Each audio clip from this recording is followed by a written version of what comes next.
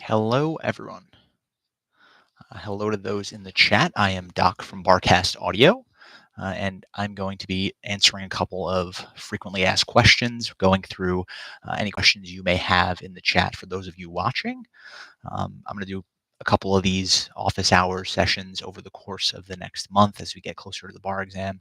And for now, I'm just going to sort of hang out here, run through a couple of quick sort of frequently asked questions that people may post on here.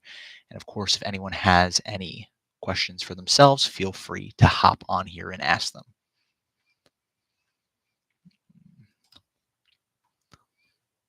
Now, where did I want to begin with this?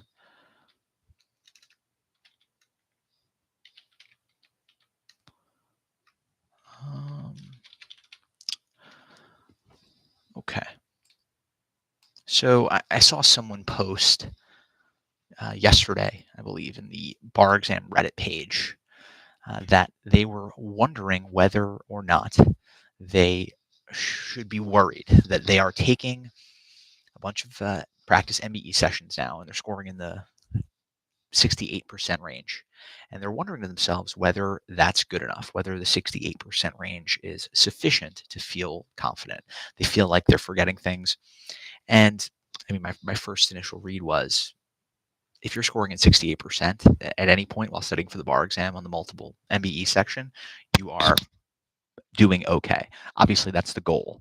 But what you have to appreciate as you go through the bar exam process is that if you were going to score 68% at the start, then you'd already be in passing range for a passing score. So you need to appreciate that the 68% threshold is one that you're probably more likely to approach as you get closer to the bar exam. If you're scoring in that range right now, you're in really good shape. You need to continue doing what you're doing and work, at least at this point, to try to identify areas of weakness. Oh, we had a question in the chat. Any tips for tackling property law? I feel like it's all over the place and doesn't have an overall theme like the other topics. So I have found, anecdotally in my experience and in working with students, that property law is, at least to me, the most difficult subject on the bar exam, on the MBE at least. Um, and in terms of breaking down property, I think it's important that you make sure you're understanding what elements of property are actually giving you trouble.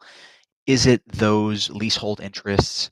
Is it the rule against perpetuities? Because if that is the case, don't stress it. You have to understand that the rule against perpetuities is sort of like uh, this major problem that everyone's constantly stressed out about that never ultimately manifests itself in the way that you're expecting on the bar exam.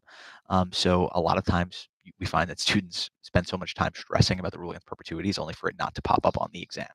Um, in terms of taking multiple choice questions, in terms of doing essays, try to figure out like which subtopics are actually giving you trouble. Is it deeds? Is it, like I said, leasehold interests? And whichever ones are giving you trouble, start repping those subtopics heavily. And when I say that, what I really mean is write out every wrong answer. That's a big thing with Barcasts, a big thing with myself when I work with students. You should always be working to some degree to building up your areas of weakness, and property is one where that's especially important because, like you said, it can be all over the place and it can feel at times like, how do I get my way out of this? And the only way to do that is by breaking it down to the macular level, subtopic by subtopic, and realizing, I actually feel okay with leasehold interests, but when it comes to mortgages, when it comes to um, property interests, easements, stuff like that. I don't really feel like I have a good feel for that. And only by doing a bunch of practice questions in that genre, in that subtopic, are you going to start to feel more comfortable in that subtopic. What about the only stopping me to pass when I start studying? I believe I can't pass the hardest exam, the California bar exam. Oh, well, Mage B4M. Okay, so I want to address this question. What about the only stopping me to pass when I start studying? So I just actually did a video on this, right? It's near the top of my channel. It's the idea that the secret about the bar exam is that it's quote unquote easy. I use the word easy in my video, but the reason that I use that, it's kind of controversial for the sake of being controversial, but I do mean it. You have to recontextualize the exam to the extent that you're viewing the exam as something that you can't pass, that you can't do. You have to understand that if you're taking a bar exam course, if you are putting the effort in, it is very doable for most students. In fact, the majority of first-time bar takers will pass the exam. Uh, it's just a matter of getting that work done. You need to bridge the gap between where you are right now in terms of your learning and where you will be on exam day. And you have to appreciate that just because you feel adrift at times throughout this process doesn't mean that you're going to stay that way. It doesn't mean that you're going to remain completely lost in this bar exam process. Ooh, good question. Shattered limerick. What's the best way to memorize rule statements for the MEE? I feel like I know them, but when I practice, I can only regurgitate like half of each rule. Okay. So if you are doing sort of practice essays, cold practice essays, and it sounds like you are doing that, timed condition essays, you're probably running into this issue where maybe you feel like you have an appreciation for the rule as a whole, but you don't have the nuances of the rule down. So in that case, what you should be doing is focusing on really bearing down like the actual nuances, elements by element of the rule. And I typically recommend that in two ways. Either look at the rules that you're missing out on, make flashcards, or do some sort of physical manifestation of those rules, write them out in some capacity. And I mean handwrite them, even if that's uncomfortable for you, because I think there's some element of doing something physical with the materials that allows them to become more readily accessible within your mind. The other thing is use or write out model answers that you see on an essay. And as part of that process, you'll find yourself writing out these rule statements enumerated one, two, three. What are the elements of a contract? Bing, bing, bing. Um, what are any contract essay you're going to say, oh, well, this is a common law contract. This is a services contract, so it's governed by the common law. This is a sale of goods contract, so it's governed by the UCC. And what you need to do then is you need to work twofold in memorizing the law itself by doing something physical and also testing your knowledge and doing exactly what you're doing. Having those experiences where, I had three of the four elements, but I just couldn't remember that fourth one. And what you need to do in that circumstance is understand that you can still get plenty of points. What you need to do at that point is connect the facts to the rules that you have. Just make up a fourth element if you don't know it. And you can still get points by connecting the facts of the hypothetical with that fourth element. So do something physical in an attempt to really memorize, and then test yourself under cold conditions because those will kind of scare you straight and make sure that you memorize certain elements of those rules under timed essay conditions. Any other questions from the group? I'd like to sort of have this be a little conversational with you guys in the chat. Um, but I also have a couple of frequently asked questions that I had prepared. Okay. So one note, right, on memorization. I talk a lot about memorization in my videos and on Barcast itself. And part of why I started the company was I was studying full time and I needed to make the most of my time because I was working full time and I needed to make the most of my time in terms of memorization. I was studying for a second bar exam. I passed the UBE. I was taking Florida. And I appreciated the fact that the only way to really memorize things is through repetition. And it feels like when you're starting bar prep, you're drinking water out of a fire hose, and it can feel so overwhelming. It feels like you can't possibly um, memorize all this stuff while simultaneously learning a lot of this stuff. And that's where you run into problems very frequently.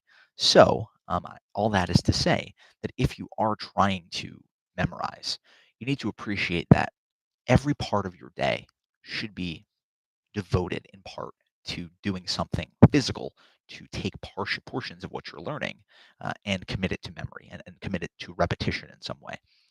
And sometimes people believe that they're doing that just by taking practice questions. And I often tell them that that's not enough. Practice questions are a key element of this process, but they're not enough unto themselves to allow you to memorize the nuances of the law to the extent you will need to pass the exam. So it's very important that you're doing some sort of simultaneous situation where you are both memorizing and testing yourself. And the way that you memorize is by repetition, doing things like creating flashcards, doing things like creating outlines, using audio outlines like Barcast has. We have audio flashcards that I typically recommend as well because it's kind of like the gritty, bare bones version of the rules. And sometimes that's really all you need, because when you get down to it, like, these rules are not all that complicated, right? There's just so many of them. The volume can feel overwhelming. Okay. So, um, I know that I mentioned this with regard to the only thing stopping me from passing the bar. I mentioned this with regard to your mindset, and I think that too often students who get into this process find that their mindset is almost poisoned by doubt from the start. And that was part of the reason why I put out that most recent video, because your mindset is so important to this process. Obviously, the passing the bar exam is a test of your intellect. It's a test of your ability to memorize a ton of information in a short period of time. But it's also sort of a psychological bellwether for your ability to handle the stresses of being an attorney. These stresses don't stop. I've been practicing as an attorney for about 7 years now, and in that time, the stresses of life simply don't go away. There's always going to be different stresses. They just change. And the best way I've found to progress through that, is the same way that it was when I was taking the bar exam, when I was studying, when I was in law school. You need to be able to weather the storm and be able to keep a positive attitude as you're progressing through this, and appreciate that you're an intelligent person who has all the tools available to you to get this job done, to finish what you started, and to succeed and pass this exam. So don't get deterred if you feel a bit overwhelmed by this process in the early stages. Don't feel like things are falling apart, just because maybe you don't score as well as a practice question set as you wanted to. There's always a chance for you to improve those scores. There's always a chance for you to do better or improve. So um, you need to keep a positive mindset as you're going through this process. And too often I see students, especially as we get closer to the exam, especially when I deal with retakers whose mindsets are kind of shot. And in a lot of ways, they're failing the bar exam before they even step in that room. Don't be one of those students. Don't fail before you even step into the room. Give yourself a chance at this. Okay. Any other questions from the crowd? I know we've had some people pop in and check this out. Dropped a couple questions in the chat. Do you guys have any topics or subtopics that you're interested in talking more about? Are you able to structure your day? So I feel like the entire day. Okay, two great questions. Thanks, guys. Okay, any tips on business associations in reference to agency, partnership, and corps? So I always found that you got to remember that agency is typically tested in conjunction with something for the most part. So keep that in mind as you are preparing for this exam. Do a lot of, I mean, it seems obvious, right? But do cold essays. And the way that I would start practicing for agency, partnerships, corporations is I would say I usually don't recommend doing flashcards themselves for the MEE topics. I think that your time is better spent making sort of mini outlines where you ask yourself to write out all of the rules and sort of do the cold recall that's asked upon you on the bar exam. So when it comes to agency, keep in mind that it's kind of a smaller topic. The scope of it's smaller. So the ability to make one of those mini outlines and look at some of the more commonly tested subjects, that is something that you can look up very easily. And agency is one where it's tested in conjunction with other things, so don't go crazy with it. When it comes to partnership and corporations, write out some model answers, and look at how the rules are sort of being enumerated, and try to get in a place where you feel comfortable spitting out cold some of the more commonly tested rules in each of those subtopics, each of those areas. Now, I'm talking piercing the corporate veil for corporations. I'm talking about the formation of partnerships and the different types of partnerships.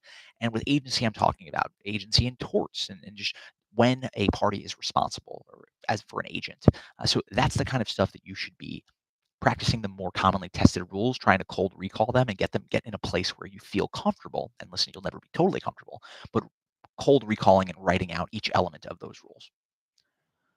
Moving on to how are you able to structure your day so that you have free time? I feel like the entire day is a race to study, and each minute I'm not, I feel guilty. So I think this is another really important and great question here. This is one of the more common questions that I get. How do I avoid feeling like I'm wasting my time if I'm not studying, if I'm not spending 12 hours a day? You have to appreciate that this process is a marathon. It's not a sprint. You're not supposed to be running 8 miles per hour, 10 miles per hour, the entire path of this exam. So you need to get yourself in a situation where you're not going to burn out too early. You need to be peaking on exam day. And most of these courses have sort of modeled themselves to some degree with the idea that that is what we're trying to do here. For me, the whole reason I started Barcast, I started making bar exam stuff and audio outlines was I started making audio outlines for myself because I felt like if I was at the gym, I was guilty I wasn't studying. And so I would record myself sort of listening to what my sort of flashcards, and I would then just rep them while I was on the treadmill or while I was working out. So I totally understand that guilt, but you have to appreciate that um, you cannot pour from an empty cup, and you need to leave space for yourself to be a human being between now and the exam. And a lot of times that involves setting hard timelines where you are studying actively for concentrated periods, which allow you then to guilt-free unwind as the day progresses. Now, as we get closer to the exam, I think that it can be helpful to feel the urgency to be like, okay, this Saturday, Sunday, I'm going to really work all day. I'm going to take a break, but I'm really going to work all day. But that doesn't mean you have to be working until the end of the night, 10 o'clock, 11 o'clock. Don't feel that you have to do that, because the fact of the matter is, for the most part, people who are doing that, they're not making the most of their time during the day. They're not doing those concentrated periods of studying. If you are following along with your course, if you are, let's say you have to commute to work or something, if you're using stuff like our audio outlines, whatever the case may be, to make the most of those sort of down moments, you should be able to guilt-free unwind and unplug at the end of the day without feeling like you're wasting anything. I hope that answers your question.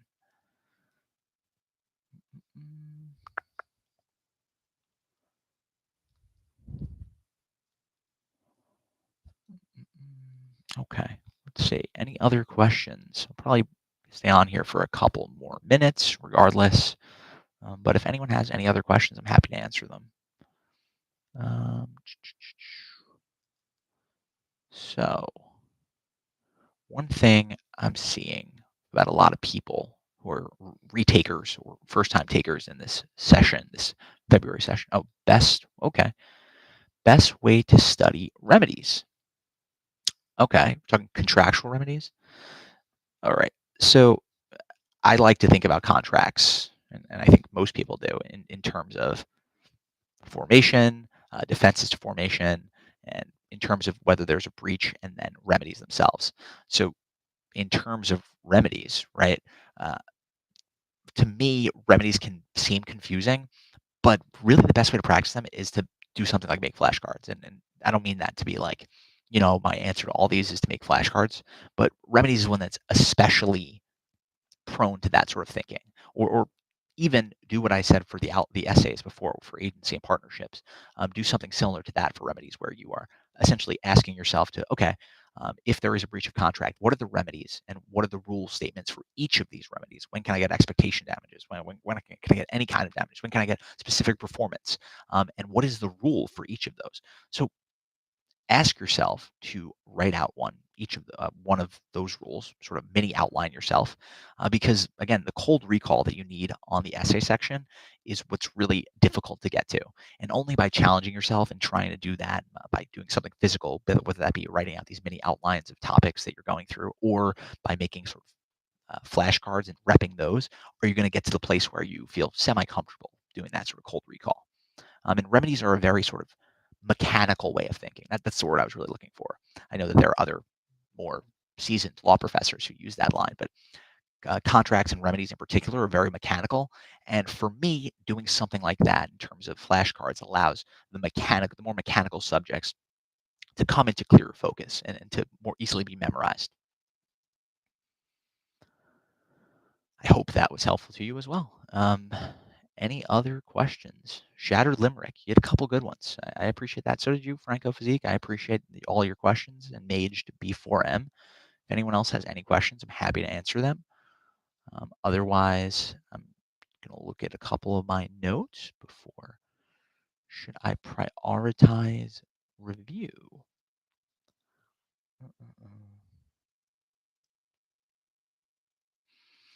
How are you feeling about the videos, people? I know that a lot of people get into bar exam prep and they are, I don't know, they feel sort of conflicted about the videos. They either want to be done with them, they're watching them on an increased speed, or they are, devoting way too much time to the videos. I'll tell you, in my experience, I found the bar exam lectures to be something that I wanted to watch. Obviously, they're critical, they're important, but I did watch them at an increased speed because to me, as long as I'm getting my notes down and the material sort of sticking from that perspective, it was a priority to me to get to the second part of my day, which was typically doing something with those notes and trying to make the material I learned in those lectures sticky in some way.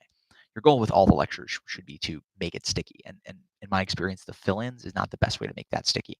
You should try to turn those fill-ins into notes of some kind, whether that be a mini outline or flashcards. The thing with flashcards is I'm sort of a proponent for the physical flashcards because it's very easy to just sort of mindlessly stare at a computer throughout this bar exam process. And by making physical flashcards, you feel like you're making like a physical manifestation of the work that you're doing. And while it can be cumbersome, maybe you have terrible handwriting, I have terrible handwriting. I think I gained a lot of value in terms of my ability to memorize this stuff by physically doing it. Last summer they didn't work. This summer I tried again, but even if I focus, they just seem like a waste. Oh, the lectures. Okay. I feel like they are a complete waste of time for me. Last summer, they didn't work. This winter, I tried again for some. I don't know. Even if I focus, they just seem like the professor tries to be funny. So I don't want to be confusing in what I'm saying here. I don't think that just because I don't think that you should disregard the lectures. I think there is value in them, and I think that you should try your best to push through them, even if it is at like a 1.25 speed, even if it does seem boring at times, because ultimately there may be things in there that they reference like complex subjects or sort of messier areas within the curriculum that are gonna stick with you, even like the stupid times that they're trying to be funny. They may stick with you as you go through this process, even if you didn't expect them to. And I think they serve as a really solid foundation upon which to build your learning, even if I think that they're not the best way to ultimately get to where we need to be in terms of scaffolding our learning to get to what we ultimately need to know. So don't completely throw them away is my advice. But appreciate them for what they are. They are the base for what we need to build. They give you the foundation upon which we're going to build so much more of our learning throughout this process. And if you are skipping them, if you're just kind of disregarding them, you're going to notice some cracks in your foundation when we get deeper into the process. You need to at least to try to commit to them to the extent possible because I do think they are useful.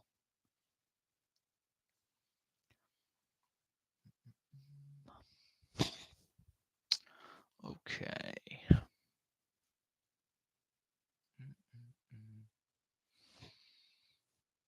What else do we got, people? I got a nice answer with the reviews. What are your pressing questions to this point in the process? What are the subjects you're most afraid of as we get deeper into this bar exam season? What would you like to see more of if I do another one of these office hours where I'm asking people? So let me know. I'm going to do more of these videos. I'm going to try to do 1 or 2 a week as we get closer to the bar exam. If you guys find them helpful, that's great. I appreciate everyone who's spoken in the chat. I appreciate everyone who's asked questions. I'm probably going to start wrapping this one up because it seems like we don't have too many more questions here.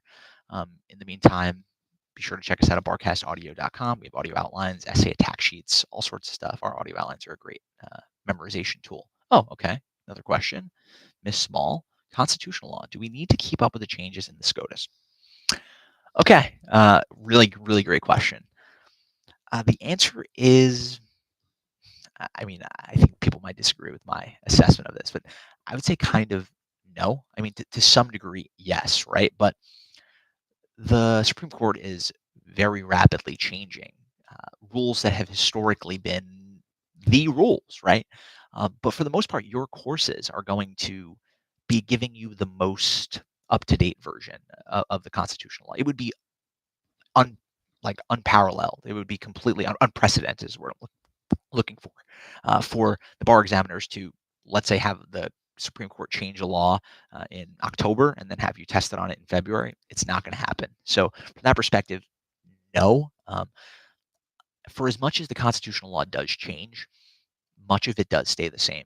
So while there may be minor versions, minor changes within the law, typically your bar exam courses are going to account for those, even if they're giving you sort of an older rule sometimes.